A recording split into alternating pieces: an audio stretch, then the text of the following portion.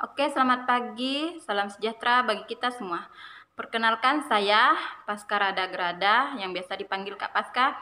Pada kesempatan ini saya ingin berbagi pengalaman ketika mengikuti tes SKB Pendidikan Agama Katolik.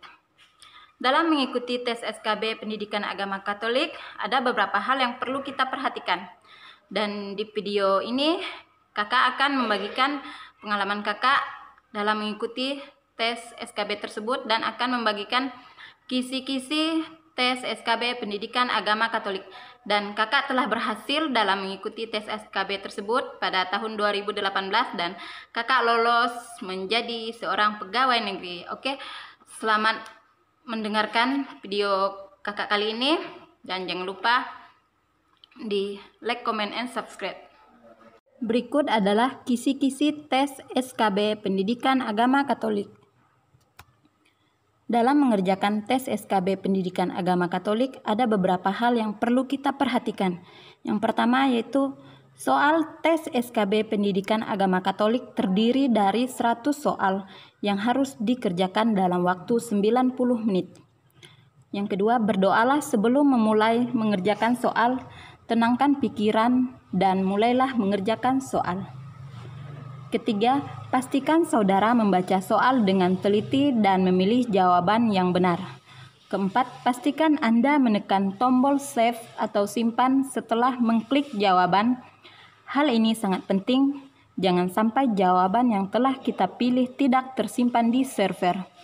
Yang kelima, kemudian klik lanjutkan. Oke, sebelum kita lanjut pada pembahasan tentang kisi-kisi, mohon kepada saudara-saudari semuanya menekan tombol like, comment, and subscribe di bagian bawah video ini dan jangan lupa bagikan share jika Anda suka.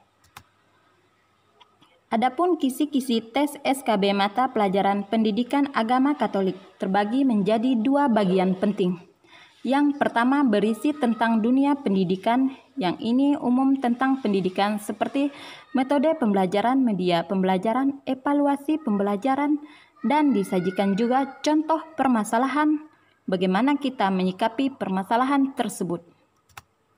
Yang kedua membahas tentang bidang pendidikan agama Katolik, yang terdiri dari pertama kitab suci Perjanjian Baru, ada berapa kitab? Kitab suci Perjanjian Lama terdiri dari berapa kitab? Yaitu kitab suci Perjanjian Lama dimulai dari kitab Kejadian sampai 2 Makabe, yaitu meliputi semua kitab suci Perjanjian Lama.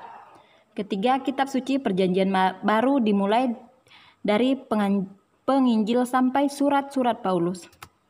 Yang keempat, tentang kelahiran Yesus. Yesus Kristus, ajaran utama yaitu hukum cinta kasih. Yang kelima, gelar Yesus. Keenam, peristiwa jalan salib yang terdiri dari 14 peristiwa jalan salib Tuhan, kisah sengsara, wafat, dan kebangkitan Yesus. Ketujuh, gelar-gelar Maria. Kedelapan yaitu tentang peristiwa Rosario yang terdiri dari 4 peristiwa yaitu peristiwa gembira, peristiwa sedih, peristiwa mulia, dan peristiwa terang. Masing-masing peristiwa dijabarkan.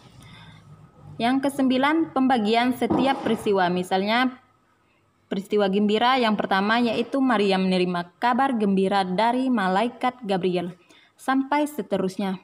Begitu juga dengan peristiwa yang lainnya.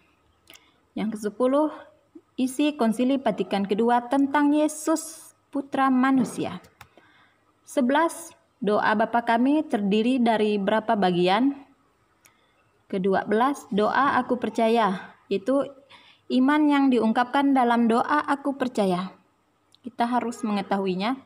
Yang ke-13, perbedaan kitab suci agama Katolik dengan kitab suci agama Protestan. Yang ke-14, yaitu tentang 10 perintah Allah yang terdapat dalam kitab apa, diturunkan lewat siapa, dan bunyinya seperti apa. Nanti dalam 10 perintah Allah ini yang ditanyakan perintah yang nomor berapa saja. Yang ke-15 yaitu tentang 4 orang pengarang Injil. Lambang-lambang pengarang Injil seperti Matius dilambangkan dengan apa, Markus, Lukas, dan Yohanes. Misalnya Yohanes manusia bersayap. Yang ke-17 tentang mujizat-mujizat Yesus. mulai dari mujizat Yesus yang pertama sampai mujizat-mujizat Yesus yang selanjutnya. Kita harus mengetahui apa saja mujizat Yesus tersebut. Setelah itu, makna godaan yang dialami Yesus sehubungan dengan kehidupan duniawi.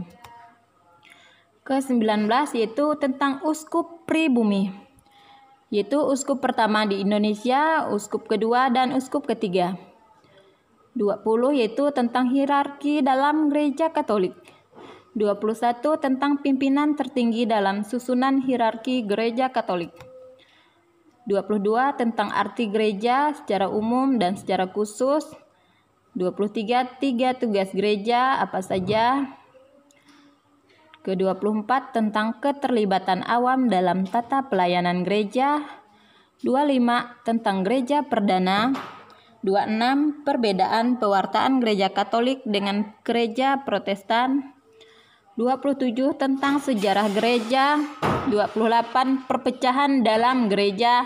29 perang salib dan 30 istilah dalam gereja Katolik yang meliputi diakonia, kainonia, martiria, liturgia, skriptura, komuni, sakristi, perayaan ekaristi, tabernakel, dan alat-alat liturgi ekaristi, dan lain-lain.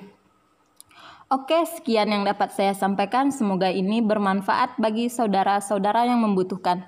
Kisi-kisi ini hanya gambaran soal yang disajikan dalam tes SKB Pendidikan Agama Katolik. Selanjutnya, silahkan saudara mencari dan mempelajari sumber pendukung lain supaya menjadi semakin sempurna. Akhir kata saya ucapkan selamat belajar, semoga sukses. Tuhan memberkati. Amin.